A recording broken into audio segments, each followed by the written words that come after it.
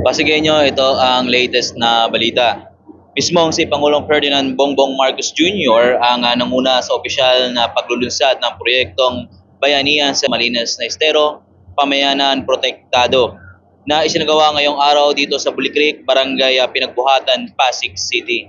Layunin ng proyektong ito na linisin at i-rehabilitate ang mga baradong estero at daluyan ng tubig sa Kalakhang, Maynila upang maiwasan ang pagbaha. Mapangalagaan ang kalusugan ng mga mamamayan at maprotektahan ang kapaligiran.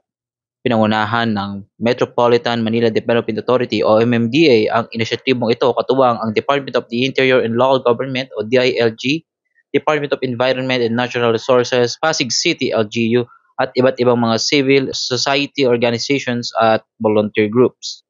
Naging bahagi rin ng programa ang sabay-sabay na paglilinis ng mga estero, pagtatanggal ng mga nakabarang basura at halaman at pagkukumpuni ng mga sirang struktura sa paligid ng mga daluyan ng tubig. Isa ang Buli Creek sa mga pangunahing pilot area ng proyektong ito. Kailangan natin magsama-sama pagkaisa at magpagtulungan na ito. Dahil alam naman natin, ang matinding usapan sa nakaraang ilang araw ay yung flood control projects. O sige, tinignan din natin yan.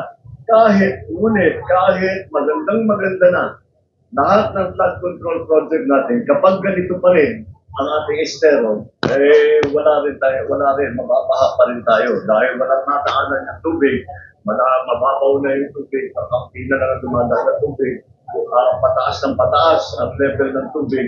So, talagang kailangan bigyan natin ng pansin itong problema na ito.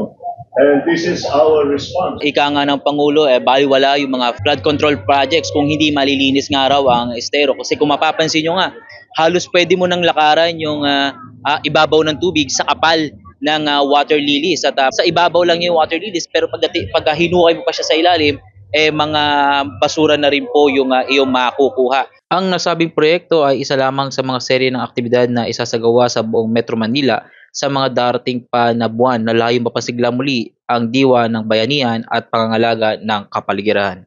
Una-una, nakita nyo naman yung Buli Creek kung saan tayo nakatayo ngayon. 5 barangay ang nakasasakop niya. May 3 pumping stations tayo sa Ilugin Creek.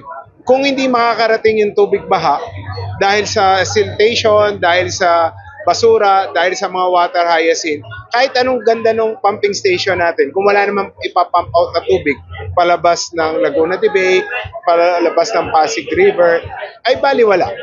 So, yun yung point ng ating Pangulo, na kailangan yung tubig umagos ng maayos, papunta sa ating mga pumping station. Dahil kahit anong lakas ng pumping station mo, kung hindi makakarating ang tubig, baliwala.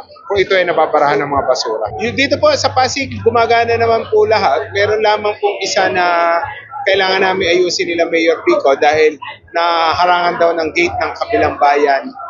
So, ayusin po natin yan para mailabas din po yung tubig doon. So, lahat naman po ng pumping stations dito sa Pasig ay gumagana po. Kami dito sa Pasig, very thankful kami na nakakasama ang aming lungsod, no? Kasi alam naman natin dito po sa Pasig talagang nagkakaroon pa rin tayo ng baha dahil historically part of the spillway ng tubig galing sa bundok ng Sierra Madre ito and malaking problema talaga itong water hyacinth natin. Actually, one section lang to, pero kung pupunta niyo yung Magaan Floodway, ibang parts ng mga rivers namin, talagang punong-puno and has to be addressed dahil talagang mababaw na yung ating mga riverways, no, para makatulong nga maiwasan yung baha dito sa Pasig. Nagpapasalamat kami sa MMDA. Ilang matataas na opisyal ng gobyerno nga rin ang napansin natin dito sa proyekto na ito. No? Nandiyan si MMDA Chair Romando Artes, andyan din ang Secretary ng DPWH na si Secretary Manny Bonoan at nandyan din po ang DILG Secretary John Vic Rimula at syempre di rin po nagpahuli ang LGU sa pangunguna ni Mayor Vico Soto, Vice Mayor Dudut Jaworski at Congressman Roman Romulo. At yan muna ang latest dito sa iNews Pasig. Ako si Monching, Balita Buhay, Pasigenyo.